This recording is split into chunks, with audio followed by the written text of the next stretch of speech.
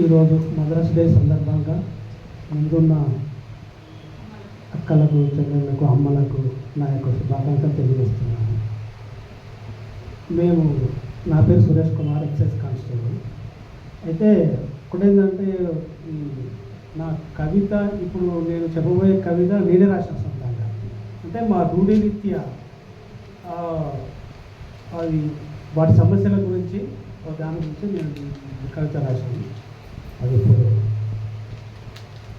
జీవితమే ఒక బంగారం, కుటుంబమే ఒక సంతోషం, సారాయి త్రాగకురన్న ఎముకలను కొరికేస్తుంది, డ్రగ్స్కు బానిస కాకురా భగవాన్ దగ్గరికి వెళ్ళకురా, డ్రగ్స్కు బానిస కాకురా భగవాన్ దగ్గరికి వెళ్ళకురా, గంజాయిని తాగి గంజిలో పడ్డ ఈగవు కాకురా, మత్తు వస్తదని కొకైన్ తాగి కొరివి కింద పడకురా, భారతావనిలో ప్రకృతి ఒడిలో మహావిద్యను కాలేజీలో చదువుకొని జ్ఞానమును పెంచుకొని ఉన్నత విద్యలో నెగ్గి నీ కోసం, నీ దేశం కోసం, నీ కుటుంబం కోసం, దేశాభివృద్ధి కోసం ఉద్యోగం సాధించు విద్యార్థి.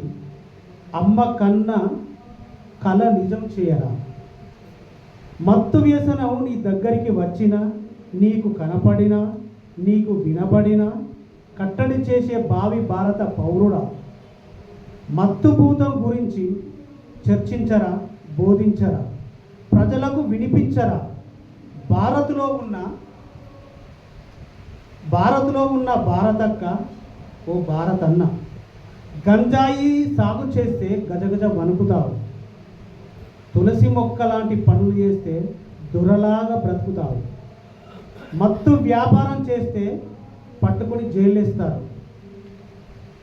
బజార్లో పరుగుపాయ, వాడలో సిగ్గుపాయ, నీ ఇల్లు శోకమాయ, కుటుంబానికి దూరమైతివి, గంజాయికి బానిసకు కాకు, బలాదూరుగా బ్రతికి చూపించు, మత్తు వదలరని చెప్పి ఆదర్శ మనిషిగా జీవించు, భారత ప్రకృతిలో జీవించరా, ఆరోగ్యంగా ప్రకాశించరా. ఈ 22 లైన్ల కవిత నేను రాశాను. Thank you so much.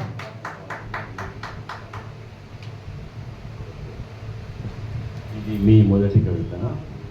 చాలా బాగుంది సార్. మీరు తీసుకున్న అంశం మత్తులో యువత ఏదైతే పడి భవిష్యత్తులో నాశనం చేసుకుంటున్నదో దాన్ని దృష్టిలో పెట్టుకొని రచించి జాగ్రత్త అనే సందేశాన్ని మొత్తం మీ కవిత, మీరు వరంగల్ వాసులైనప్పటికీ మీ కవిత వరంగల్ లెవెల్లో వెళ్తూ జాతీయ స్థాయిలో ఉన్నది.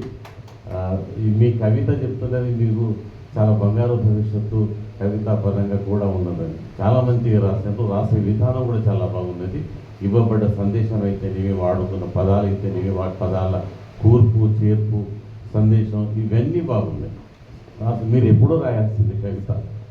నన్ను అడిగితే పాట కంటే ముందే మీరు కవులు కావాల్సింది. సరే, ఏదేమైనప్పటికీ చాలా హృదయపూర్వకంగా అభినందనలు. మంచి కవిత వినిపించారు సోమేష్ గారు. ఇంకా ఎవరన్నా కవులు